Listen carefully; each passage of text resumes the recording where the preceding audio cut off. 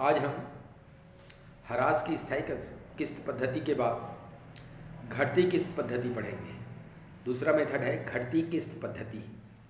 इस पद्धति का अर्थ है घटती किस्त पद्धति में या घटती किस्त पद्धति ह्रास लगाने की वह विधि है जिसमें प्रत्येक वर्ष संपत्ति खाते के शेष पर ह्रास लगाया जाता है, या दूसरे शब्दों में कहिए जिसके अनुसार संपत्ति खाते में प्रत्येक वर्ष के प्रारंभिक शेष पर एक निश्चित दर से ह्रास लगाया जाता है।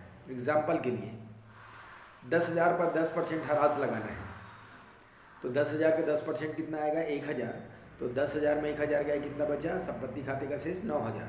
तो अगले वर्ष 9,000 पर ह्रास लगेगा। 9,000 पर ह्रास लगेगा तो ह्रास को घटाने के साथ साथ जो प्रारंभिक शेष रहता है उस पर ही ह्रास लगाया जाता है। हर वर्ष के प्रारंभिक शेष पर ही ह्रास लगाया जाता है। घटती किस्त पद्धति के गुण: लाभ हानि पर या लाभ हानि खाते पर समान भार। किसी संपत्ति पर मरम्मत खर्च होता है और ह्रास खर्च होता है। नई संपत्ति जब खरीदते हैं तो मरम्मत व्यय कम होता है और ह्रास ज़्यादा होता है, और जैसे जैसे मशीन पुराना होते जाता है मरम्मत व्यय बढ़ता है और ह्रास की राशि कम होती जाती है, क्योंकि ह्रास की दर लगातार घटते रहती है। ह्रास की जो राशि है वो लगातार घटते रहती है तो मरम्मत बढ़ते रहता है।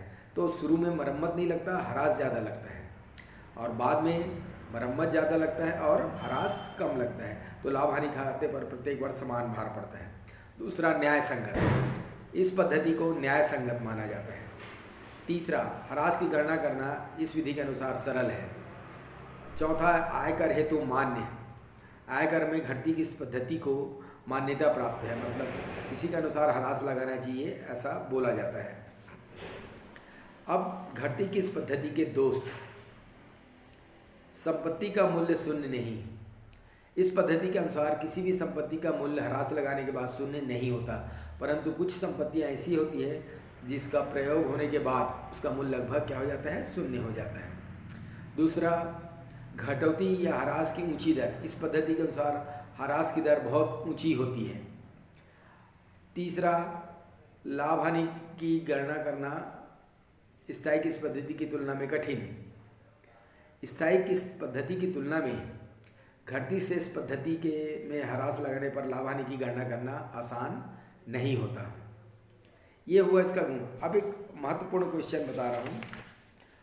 घटती किस्त पद्धति में दर के साथ वार्षिक शब्द का महत्व। दर के साथ वार्षिक शब्द का महत्व क्या है, समझाइए। तो यहाँ पर देखिए, दर दिया है और उसके बाद प्रतिवर्ष लिखा होना है, क्या फ़र्क पड़ता है, और खाली दर दिया है तो क्या फ़र्क पड़ता है। एग्जाम्पल के लिए 10% वार्षिक या सिर्फ 10% ऐसा लिखा है, वार्षिक शब्द का प्रयोग नहीं किया है। अब शब्दों को जोड़िए।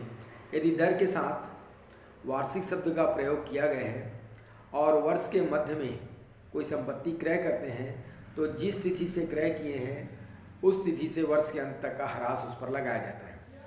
एग्जाम्पल के लिए, कोई संपत्ति 1 अप्रैल को खरीदे हैं, कोई संपत्ति 1 अप्रैल को खरीदे हैं और दर के साथ वार्षिक शब्द दिया है तो उस पर 9 माह का ह्रास लगेगा। जनवरी, फरवरी, मार्च छूट जाएगा, 9 माह का ह्रास लगेगा। ठीक इसके विपरीत, यदि कोई संपत्ति वर्ष के मध्य में विक्रय कर रहे हैं, वर्ष के मध्य में विक्रय कर रहे हैं और दर के साथ वार्षिक शब्द लिखा है तो जिस तिथि को विक्रय किया गया है उस तिथि तक ही उस पर ह्रास लगेगा। एग्जाम्पल के लिए, कोई संपत्ति 1 जुलाई को बेच रहे हैं और दर के साथ वार्षिक शब्द दिया है तो उस पर 1 जनवरी से जून तक का ह्रास लगेगा, अर्थात 6 माह का ह्रास लगेगा। ये दर के साथ जब वार्षिक शब्द दिया है तब। ठीक इसके विपरीत, यदि दर के साथ वार्षिक शब्द नहीं दिया है, दर के साथ वार्षिक शब्द नहीं दिया है और वर्ष के मध्य में कोई संपत्ति क्रय कर रहे हैं तो चूंकि वह दर के साथ वार्षिक शब्द नहीं दिया गया है तो वर्ष के अंत में उस पर पूरे वर्ष का ह्रास लगेगा, चाहे किसी भी तिथि को वो क्रय की गई हो। और यदि कोई संपत्ति वर्ष के मध्य में विक्रय कर रहे हैं, चूंकि ये संपत्ति विक्रय की गई है और दर के साथ वार्षिक शब्द नहीं दिया है, वर्ष के अंत में संपत्ति हमारे पास नहीं थी, तो उस पर कोई ह्रास नहीं लगेगा, चाहे उसका 2 महीना प्रयोग किया हो चाहे 3 महीना प्रयोग किया हो, उस पर ह्रास नहीं लगेगा। अक्सर एग्जाम में एक क्वेश्चन आता है, दर के साथ वार्षिक शब्द का महत्व। ठीक है, इसको जरूर अच्छे से पढ़िएगा।